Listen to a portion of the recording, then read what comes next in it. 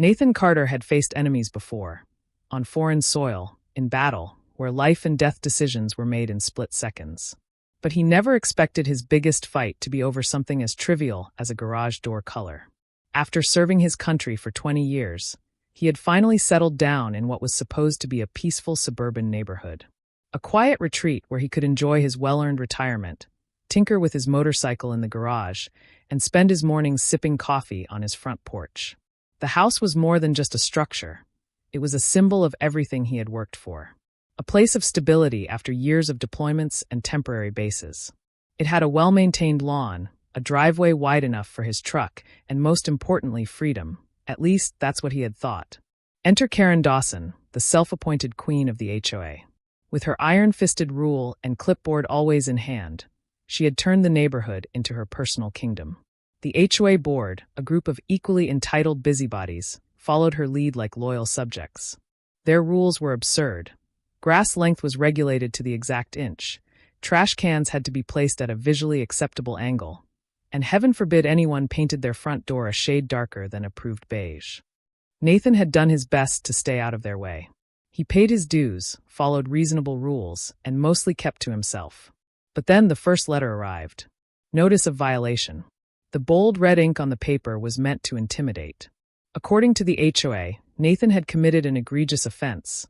His garage door was the wrong shade of brown. The violation came with a $500 fine and a warning that noncompliance could lead to legal action.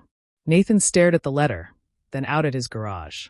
The door had been repainted 2 years ago, in the exact same color it had been when he bought the house. The absurdity of it all nearly made him laugh. Karen, however, was not laughing when she strutted up his driveway later that afternoon, her high heels clicking against the pavement. Her short blonde bob was as rigid as her expression, and she clutched a thick HOA rulebook in her arms like it was the gospel. "Nathan," she said with a tight smile, "I assume you've received the notice?" "I did," he replied, crossing his arms. "And I assume this is some kind of joke?" Karen's lips thinned. "I assure you, it's quite serious. The HOA has strict standards for property aesthetics. Your garage door must be repainted to comply with community guidelines." Nathan let out a slow breath, keeping his temper in check. "Karen, the garage is the same color it was when I bought the house. You approved it back then." She waved a dismissive hand. "That was under the previous board. We've refined our policies since then. You'll need to repaint it within the next 14 days or face additional fines." Nathan narrowed his eyes. "And if I don't?" Karen's smile returned, smug and victorious. "Well, then the HOA will take the necessary steps. You agreed to these rules when you moved in, remember?" He did remember. The HOA paperwork had been one of those mile-long documents filled with legal jargon that most homeowners skimmed through. He had assumed as long as he wasn't making major modifications, he'd be left alone. Clearly, he had underestimated Karen's need for control. Nathan chuckled, shaking his head. "You know what, Karen? Go ahead. Send all the notices you want. I'm not repainting a perfectly fine garage door." Karen's smug expression faltered. "That would be unwise, Mr. Carter. So was picking this fight," he shot back. She pursed her lips, but Nathan had already turned and walked back inside, shutting the door behind him. As he looked at the HOA letter one last time before tossing it into the trash, he had a feeling this was far from over. HOA's first power move. The next morning, Nathan woke up to find another envelope taped to his front door. Another violation notice. This time, the HOA was escalating. The fine for his unauthorized exterior modification had increased to $750.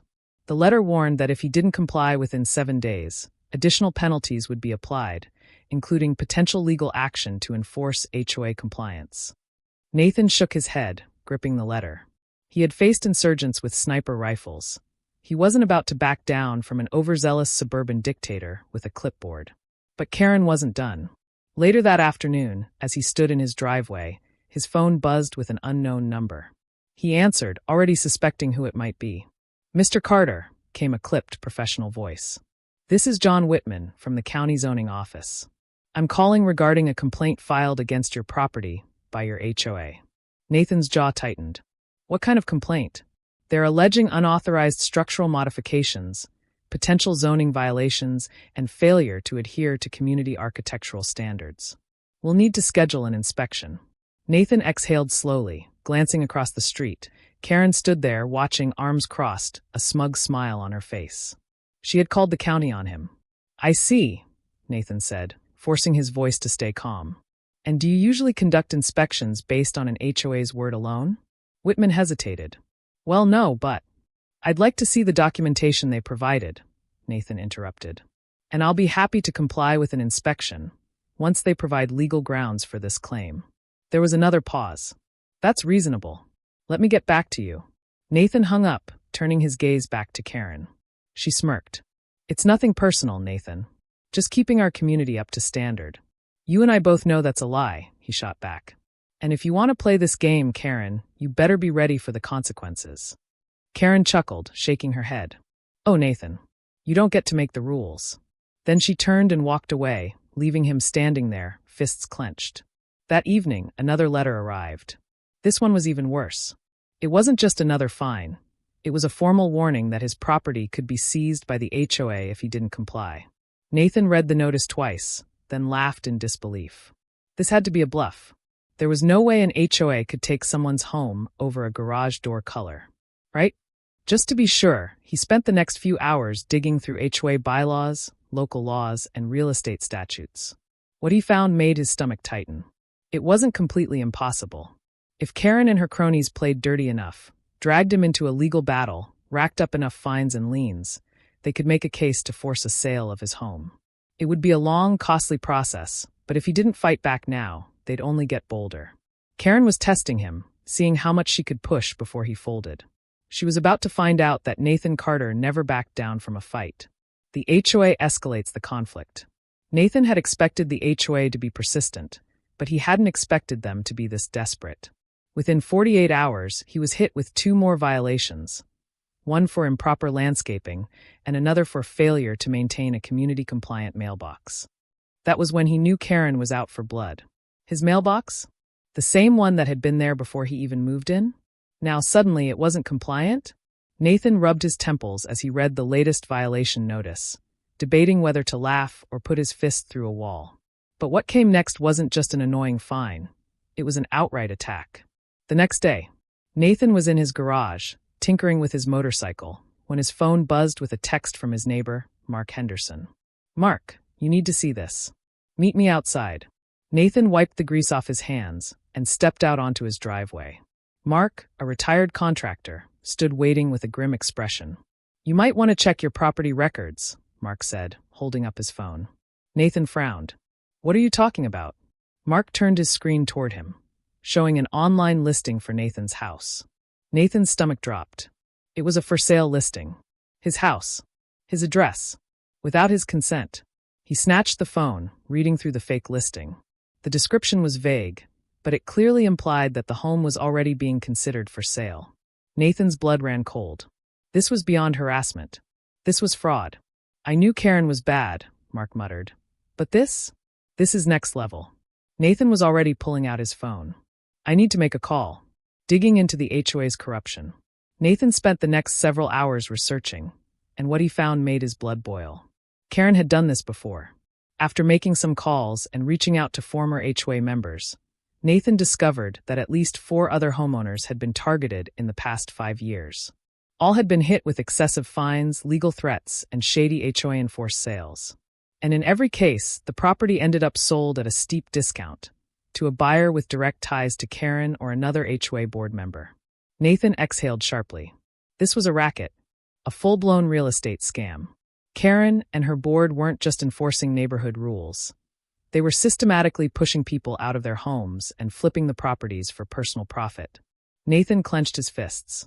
Not this time. This time, they had picked the wrong homeowner to mess with. He wasn't just going to fight back. He was going to bring the whole corrupt HOA down. The HOA oversteps and the protagonist strikes back. Nathan didn't waste time.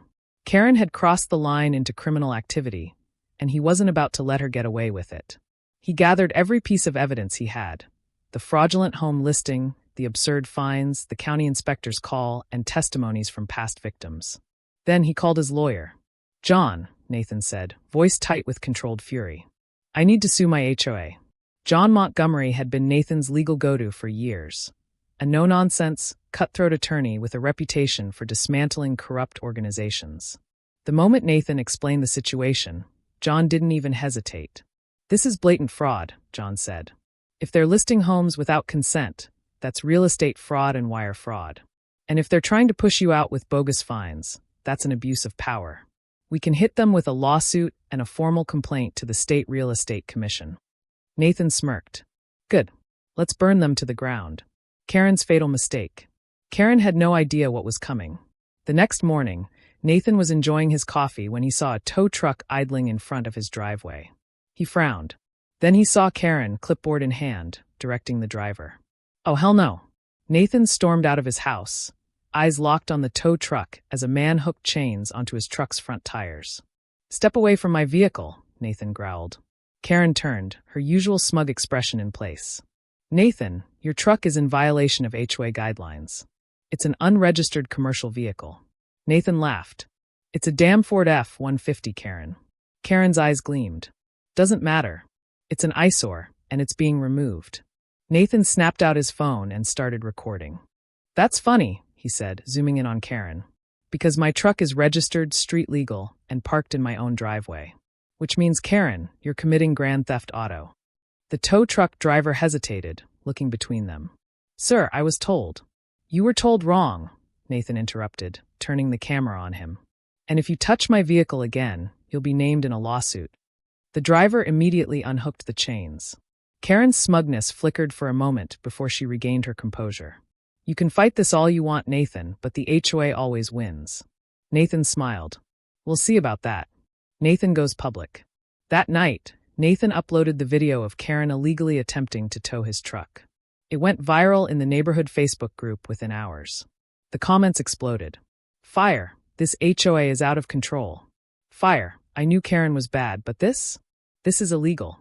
"Fire, I got fined for leaving my Christmas lights up for too long. I bet she's pocketing money." Then the local news station picked it up. Nathan gave them everything: the fraudulent home listings, the excessive fines, the intimidation tactics. The public ate it up. Suddenly, the entire town was talking about HOA corruption. And Karen? She had no idea her kingdom was about to crumble. Karen's final, desperate move. Nathan could feel the tide turning. The video of Karen attempting to illegally tow his truck had spread like wildfire. Neighbors started coming forward with their own horror stories. Police Garlight, one woman was fined $300 for a non-standard flower arrangement. Police Garlight, a veteran down the street, was forced to repaint his house 3 times because the shade was off. Police Garlight, an elderly couple, had nearly lost their home after being buried in HOA fines. Karen's iron grip on the community was cracking. And that's when she made her biggest mistake yet. Karen breaks the law and gets caught. Nathan was in his living room late at night when his security cameras sent an alert to his phone. Camera with flash motion detected, front porch. Frowning, he opened the live feed. There, in the grainy night vision, was Karen. Red circle on his porch. Red circle holding a clipboard. Red circle messing with his front door. Nathan's jaw tightened. Karen was trying to plant another violation. Without hesitation, he dialed 911. "This is Nathan Carter. I have a trespasser on my property, caught on camera." Within minutes, police sirens filled the air. Nathan stepped outside just in time to see 2 officers confronting Karen. She stammered, clipboard clutched to her chest. I was just checking for compliance." One officer took her clipboard and flipped through the pages. "Looks like you were trying to issue a fine for a non-compliant entryway," the officer said, raising an eyebrow. At midnight, Karen's face went pale. Then, the officer glanced at Nathan. "You want to press charges?" Nathan smiled.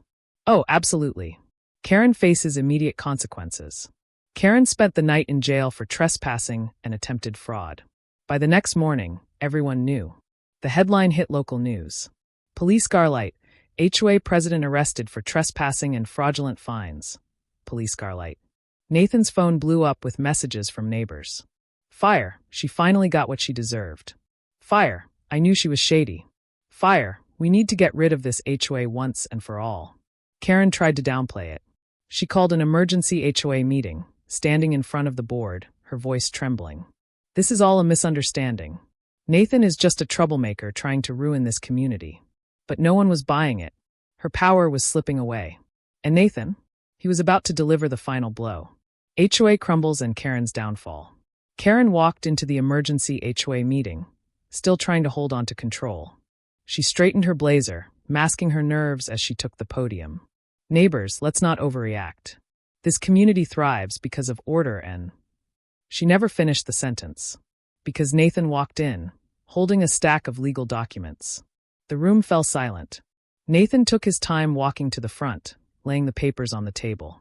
Karen, he said, voice calm but dangerous. I think it's time everyone knows what's really been happening in this HOA. Then he began to read. Scroll documented proof that Karen had been funneling HOA fines into a private slush fund. Scroll financial records showing that board members received illegal kickbacks. Scroll real estate transactions revealing that Karen and her friends had forced people out of their homes, then sold them for profit. The room erupted. You've been stealing from US? This is illegal. We need to vote her out now. Karen's smug expression disappeared. This is a smear campaign, she sputtered. Nathan is just angry because he doesn't like the rules. Nathan smiled. Oh, I don't just not like the rules, Karen. I've already filed a lawsuit. The HOA gets hit where it hurts. Karen barely had time to process what was happening before the legal notices were served. Police Garlight, the HOA was under investigation for financial fraud. Police Garlight Karen was personally named in a civil lawsuit. Police Garlight the city was reviewing every fine issued under her leadership. Neighbors turned on her immediately. I want my fines refunded. She tried to ruin my life. She doesn't deserve to live here anymore. Karen was cornered. And then the final vote was cast. Small Blue Diamond HOA board unanimously votes to remove Karen Dawson as president. Small Blue Diamond. Karen stood frozen, face pale, as her entire kingdom crumbled. The HOA was now powerless. Nathan folded his arms. You should probably start packing, Karen. The final blow. The very next morning, a for sale sign appeared in front of Karen's house. She was leaving, just like she had forced others to do.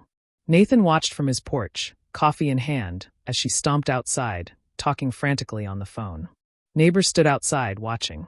Some laughed. Some shook their heads. One elderly neighbor leaned over to Nathan. Damn.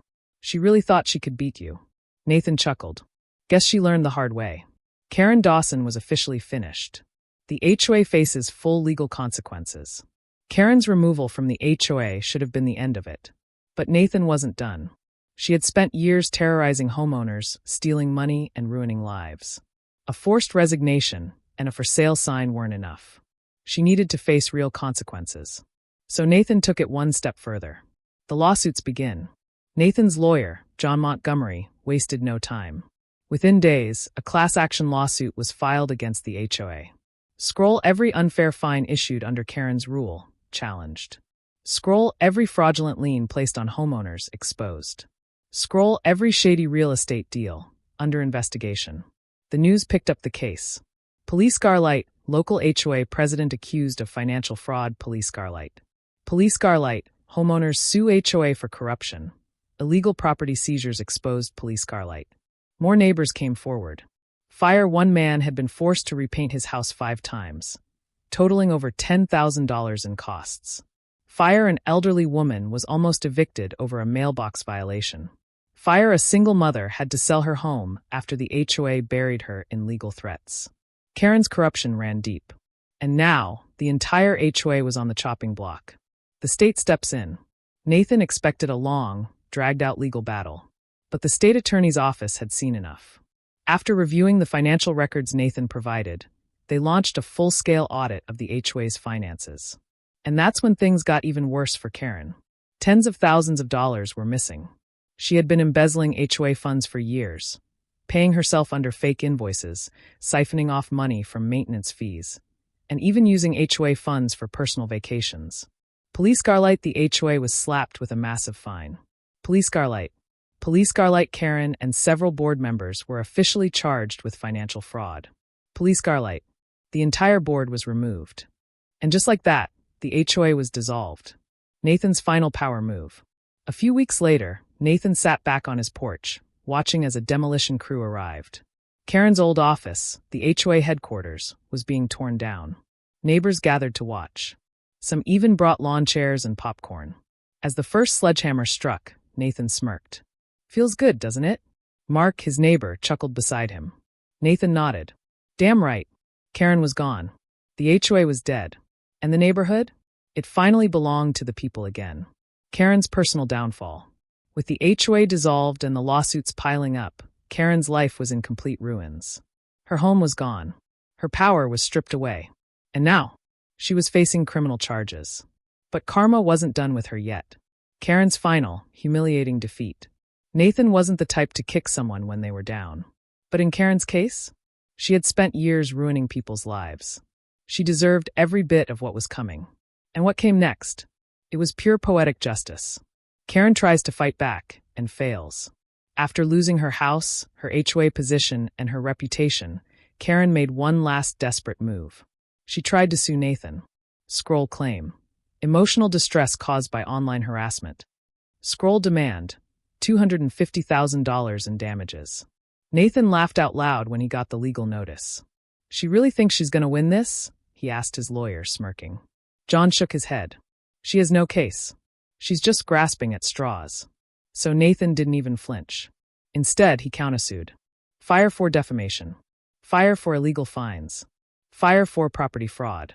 Karen dropped her lawsuit within a week. She knew she had no chance. Where's Karen now? The last time Nathan heard about Karen, she was desperately looking for a new job. And in the ultimate twist of fate, she ended up working as a low-level administrator at another HOA. Nathan nearly choked on his coffee when he heard. Damn, Mark chuckled. She went from queen of the neighborhood to paperwork grunt. Nathan smirked. Poetic, isn't it? Karen had spent years wielding power over others.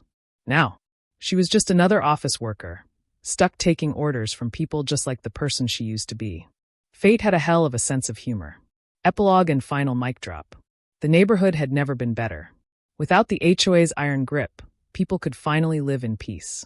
No more random fines for non-standard porch lights. Dog pets were free to roam without HOA spies taking notes. No more vehicle violations for simply parking in their own driveways.